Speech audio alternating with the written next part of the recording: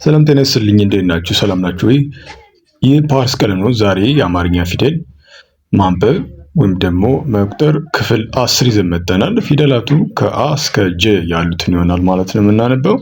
እነዚህ ቪዲዮ እስከ መጨረሻ በማየት ፎሎ በማድረግ እንዲሁም ላይክ፣ ሼር በማድረግ ለሌሎች እንዲደርሳቸው አድርጉ። መልካም ቆይታ ይሆንላችሁ። የመጀመሪያው ፊደል አይኑ አ ነው። አ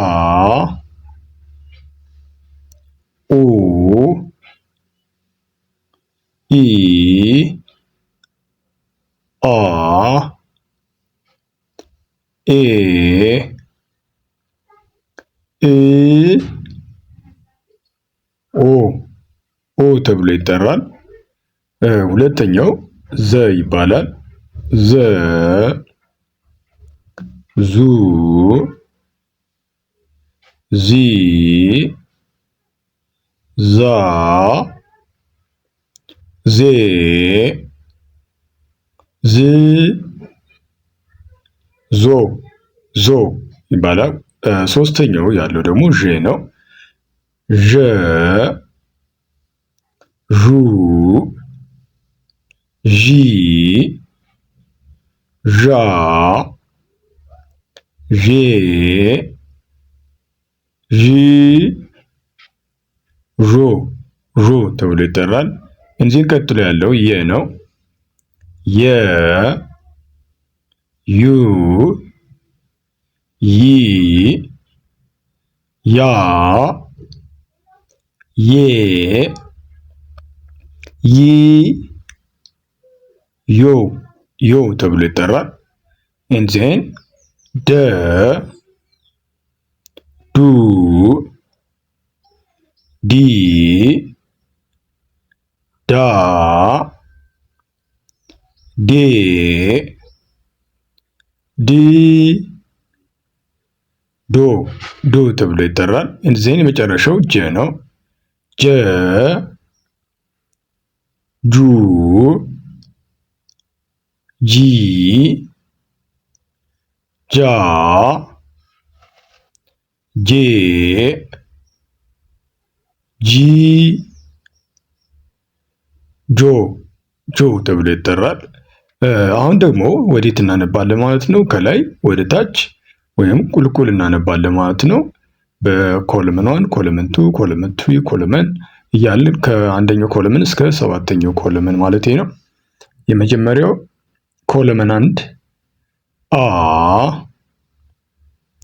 ዘ ዠ የ ደ ጀ ይባላል። ቀጥሎ ሁለተኛው ኮለመን ላይ ኡ ዙ ዡ ዩ ዱ ጁ ዜን አሁን ደግሞ ወደ ሶስተኛ ድምጾች እንሄዳለን። ሶስተኛ ድምጾች ማለት ሶስተኛው ረድፍ ላይ ያሉት ፊደላት ማለት ነው። ኢ ዚ ዢ ይ ዲ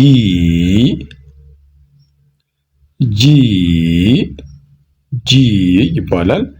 ቀጥሎ ያለው አራተኛው ረድፍ ነው። አራተኛ ድምጾች አ ዛ ዣ ያ ዳ ጃ ተብሎ ይጠራል። ኤንዜን አምስተኛው ባለቀለበት ፊደሎች አምስተኛው ረድፍ ማለት ነው። ኤ ዜ ዤ ዬ ዴ ጄ ይባላል። እንዚህን ስድስተኛው ረድፍ ደርሰናል። አሁን ስድስተኛ ድምጾች ማለት ነው። እ ዝ ዥ ይ ድ ጂ ጄ ይባላል። የመጨረሻው ድምፅ ሰባተኛ ረድፍ ላይ ወይም ሰባተኛ ድምጾች ላይ ደርሰናል። ኦ፣ ዞ፣ ዦ፣ ዮ፣ ዶ፣